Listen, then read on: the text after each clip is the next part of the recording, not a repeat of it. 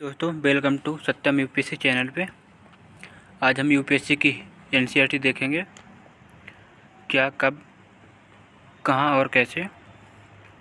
रसीदा का सवाल। रसीदा बैठी अखबार पढ़ रही थी। अचानक उसकी निगाह एक सूखी पर पड़ी। 100 साल पहले वह सोचने लगी कि यह कोई कैसे जान सकता है इतने वर्षों पहले क्या हुआ था। कैसे पता लगाएं।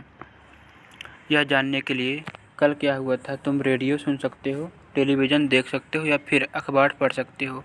साथ ही यह जानने के लिए कि पिछले साल क्या हुआ था तुम किसी ऐसे व्यक्ति से बात कर सकते हो जिससे उस समय की स्मृति हो। लेकिन बहुत पहले क्या हुआ था यह कैसे जाना जा सकता है। अतीत के बारे में हम क्या जान सकते हैं। अतीत के बारे में बहुत कुछ जाना जा सकता है, जैसे लोग क्या खाते थे, कैसे कपड़े पहनते थे, किस तरह के घरों में रहते थे। हम अखेटों, शिकारियों, पशुपालकों, कृषकों, शासकों, व्यापारियों, पुरोहितों, शिल्पकारों, कलाकारों, संगीतकारों या फिर वैज्ञानिकों के जीवन के बारे में जानकारियाँ हासिल कर सकते हैं। यही नहीं, हम यह भी पता कर सकते हैं कि उस समय बच्चे कौन से खेल खेलते थे, कौन सी कहानियाँ सुना करते थे, कौन से नाटक देखा करते थे या फिर कौन कौन से गीत गाते थे। लोग कहाँ रहते थे। मैं नर्मदा नदी का पता लगाओ। कई लाख वर्ष पहले लोग इस नदी के तट पर रहे हैं। यहाँ रहने वाले आरंभिक लोगों में से कुछ कुशल संग्राहक थे जो आसपास के जंगलों की विशाल संपदा से परिचित थे। अपने भोजन के लिए वह जड़ों, फलों तथा जंगल के अन्य उत्पादों का यहीं से संग्रह किया करते थे। वह जानवरों का अखेट शिकार भी करते थे। अब तुम उत्तर पश्चिम के सुलेमान गिर थार पहाड़ियों का पता लगाओ। इसी क्षेत्र में कुछ ऐसे स्थान हैं जहां लगभग 8000 वर्ष पूर्व स्त्री पुरुष ने सबसे पहले गेहूं तथा जौ जैसे फसलों का उपजाना आरंभ किया। उन्होंने भेड़, बकरी और गाय बैल जैसे पशुओं को पालतू बनाना शुरू किया।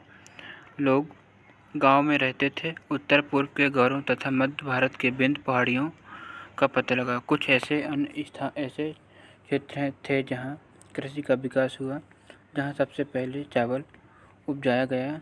वह स्थान विंध्य के उत्तर में स्थित है। दोस्तों, ये मानचित्र है उपमहाद्वीप का प्राकृतिक मानचित्र। दोस्तों, अब ये देख सकते हो गौरव पहाड़ियाँ।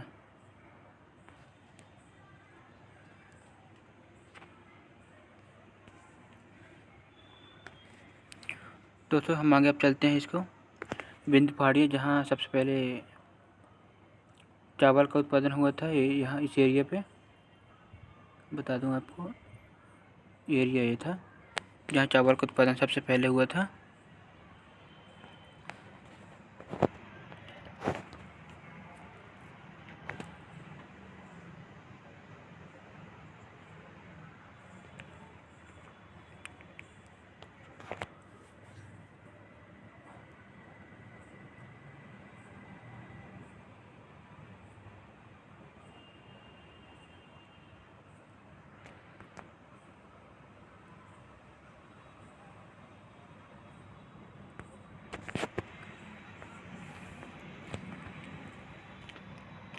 दोस्तों, हम इसके आगे अब चलते हैं। मानचित्र पर आप सिंधु तथा इसकी सहायक नदियों का पता लगाने का प्रयास करो।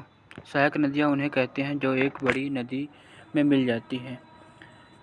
लगभग 4700 वर्ष पूर्व इन्हीं नदियों के किनारे कुछ आरंभिक नगर फले फूले गंगा व इनकी सहायक नदियों के किनारे तथा समुद्र तटवर्ती इलाकों के नगर का विकास लगभग 2500 वर्ष पूर्व हुआ था। गंगा तथा उसकी सहायक नदी सोन का पता लगाओ। गंगा की दक्षिण में इन नदियों के आसपास के क्षेत्र प्राचीन काल के मगध वर्तमान बिहार के नाम से जाना जाता है। इसके शासक बहुत शक्तिशाली थे। उन्होंने एक विशाल राज्य स्थापित किया। देश के अन्य हिस्सों में भी कुछ अन्य हिस्सों में ऐसे राज्यों की स्थापना की।